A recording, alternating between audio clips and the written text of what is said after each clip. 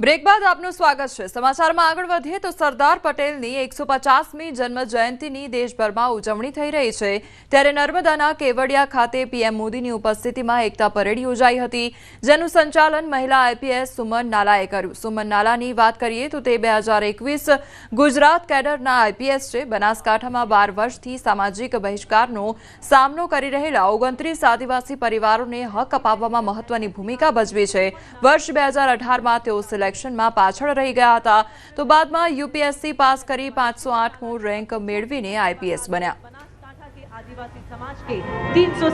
Statue of unity ખાતે એકતા parade યોજાઈ હતી અને એકતા પરેડનું સંચાલન આઈપીએસ સુનિલ નાલા જે છે તેમણે કર્યું છે। તેમની સાથે વાત કરીશું। મેડમ, પહેલું એવી વખત હશે કે જે મહિલાએ આ પરેડનું સંચાલન કર્યું છે, એમાં આપે આ લીડ લીધી છે, કેવી રીતે જોઈ રહ્યા છો અને કેવો એક્સપિરિયન્સ રહ્યો આપનો અને કેવી અનુભૂતિ રહી? बहुत ही प्राउड फीलिंग, गर्व वाली बात रही है। और ऑपरेशन सिंदूर से जो मैसेज पीएम सर पूरे देश में देना चाहते हैं, पूरे वर्ल्ड में देना चाहते हैं, उसी को आज भी रिफ्लेक्ट हुआ है। 16 फुट कंटिजेंट्स और ब्रास बैंड थे हमारे, उसको सभी को महिलाएं लीड कर रही थी और उनकी मैं परेड कमांडर थी। बहुत ही गौरव वाली बात है। કેટલા મહિનાથી તમે મહેનત કરતા હતા અને ત્યારબાદ આ નિષ્કર્ષ ઉપર આજે આવ્યા છો અને અનુભવ કેવો રહ્યો? 30 से 40 दिन हो गए हम लोगों को इसकी प्रैक्टिस करते हुए। और पहले हम 20-25 दिन स्टार्टिंग में गांधीनगर में प्रैक्टिस कर रहे थे, उसके बाद एकता नगर आए हैं। और जब आए थे तो एक दूसरे को नहीं जानते थे, 3-4 हज़ार लोग एक साथ प्रैक्टिस करते थे, और जब जा रहे हैं तो एज ए टीम की तरह जा रहे हैं। तो यही हमारी यूनिटी है। ઓપરેશન સિંદૂર થયું, એમાં પણ મહિલાઓએ લીડ લીધી। આજે મૂવિંગ પરેડ ગુજરાતમાં પ્રથમ વખત યોજાઈ, એમાં પણ આપ મહિલા તરીકે લીડ લીધી, એને કેવી રીતે જોઈ રહ્યા છો અને અન્ય મહિલાઓને શું મેસેજ આપી રહ્યા છો? मैसेज यही है कि पहले हमें लगता था कि खाकी जो है वो अभी भी ऐसा है कि मेल डोमिनेटेड है या फिर मेल ज़्यादा अपने आप में फिट होते हैं, बट ऐसी कोई बात नहीं है। अगर आप सही, आपका एप्टीट्यूड है और आपका इच्छा है उसको करने की, दृढ़ निश्चय है, तो आप कुछ भी कर सकते हैं उसके बाद। પ્રધાનમંત્રી સાથે આ પરેડનું આયોજન હતું, સામે પીએમ હતા અને તમારે આ ઓપોર્ચ્યુનિટી અગાઉ આપના જે પતિ છે એમણે પણ આ પ્રકારે લીડ લઈને પરેડનું સંચાલન કરી ચૂક્યા છે અને હવે તમે હસબન્ડ વાઈફ બંને આ સંચાલન કર્યું છે, એને કેવી રીતે જોઈ રહ્યા છો?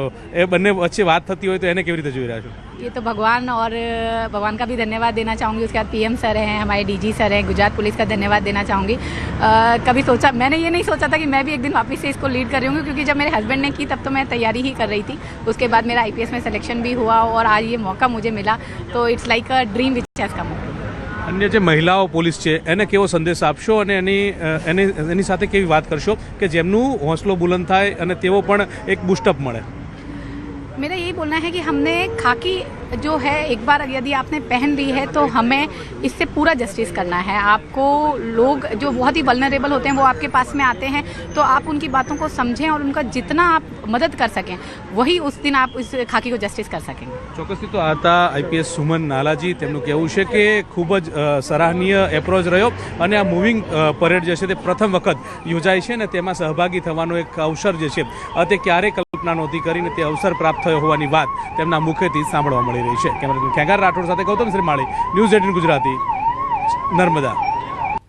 અમદાવાદમાં ફાયરિંગ કેસમાં સૌથી મોટો ખુલાસો થયો છે। સીજી રોડ પર ગાર્ડે કરેલા ફાયરિંગમાં મોટો ખુલાસો થયો છે। સિક્યોરિટી ગાર્ડે અન્ય ગાર્ડની હત્યાનો પ્રયાસ કર્યો હતો। નવરંગપુરા યુનિયન બેંકમાં ગઈકાલે બનાવ બન્યો હતો અને જૂની અદાવતમાં ગાર્ડે ફાયરિંગ કર્યું હતું। નિવૃત્ત એસઆરપીએફ જવાન મહેશ મહેરિયાએ આ ફાયરિંગ કર્યું હતું, તો પોલીસે આરોપી ગાર્ડ મહેશની ધરપકડ કરી છે। તપાસમાં ખુલાસો થયો છે કે ઇજાગ્રસ્ત સિક્યોરિટી ગાર્ડ ઇમિયાઝેને પગના ભાગે ગોળી મારી હત્યાનો પ્રયાસ કરવામાં આવ્યો હતો। ઇજાગ્રસ્ત અને આરોપી બંને સિક્યોરિટી ખાનગી કંપનીમાં નોકરી કરે છે અને મહિના અગાઉ ઇજાગ્રસ્તે મજાક મસ્તીમાં આરોપી મહેશને પેટના ભાગે ફેટ મારી હતી, જેની અદાવત રાખીને ફાયરિંગ કર્યું હતું। તો નવરંગપુરા પોલીસે ગુનો નોંધી વધુ તપાસ શરૂ કરી છે। સ્થળ ઉપર જાણવા મળેલું કે આરોપી અહીંથી સ્થળ ઉપરથી નાસી ગયેલ છે, જે એમને તાત્કાલિક ટેકનિકલ અને હ્યુમન ઇન્ટેલિજન્સને આધારે તાત્કાલિક આરોપીને હથિયાર સાથે હસ્તગત કરી અને આ કામે જે બનાવની ગંભીરતા હોય એટેમ્પ્ટ ટુ મર્ડરનો ગુનો નારણપુરા પોલીસ સ્ટેશનમાં દાખલ કરવામાં આવેલા છે। જૂનાગઢના માંગરોળમાં સોનાની દુકાનમાં ચોરી અને મેઇન બજારમાં એસપી જ્વેલર્સ નામની દુકાનમાં ચોરીની ઘટનાને અંજામ આપવામાં આવ્યો। દિન દહાડે 18 ગ્રામના 1.97 લાખના ઘરેણાની ચોરી કરવામાં આવી। વેપારીની નજર ચૂકવી આ ચોરીને અંજામ આપવામાં આવ્યો તો ચોરીની ઘટના સીસીટીવી કેમેરામાં કેદ થઈ છે. ચોરી કરનાર શખ્સ અન્ય દુકાનમાં ગયો હોવાના સીસીટીવી ફૂટેજ પણ સામે આવ્યા છે. ચોરી કરી અન્ય શખ્સ સાથે ચોર બાઇક પર ફરાર થઈ ગયો. સીસીટીવીના આધારે પોલીસે વધુ તપાસ શરૂ કરી છે.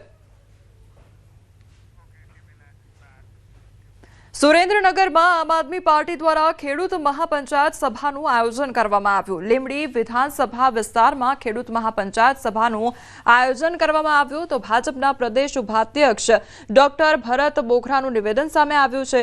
અરવિંદ કેજરીવાલ પોતાના એજન્ડા સાથે ગુજરાત આવ્યા છે. ગુજરાતના ખેડૂતોને ગુમરાહ ન કરે તો આપના શાસનમાં પંજાબના ખેડૂતોની શું સ્થિતિ છે તે જોવા જેવી છે તેવું પણ કહ્યું છે.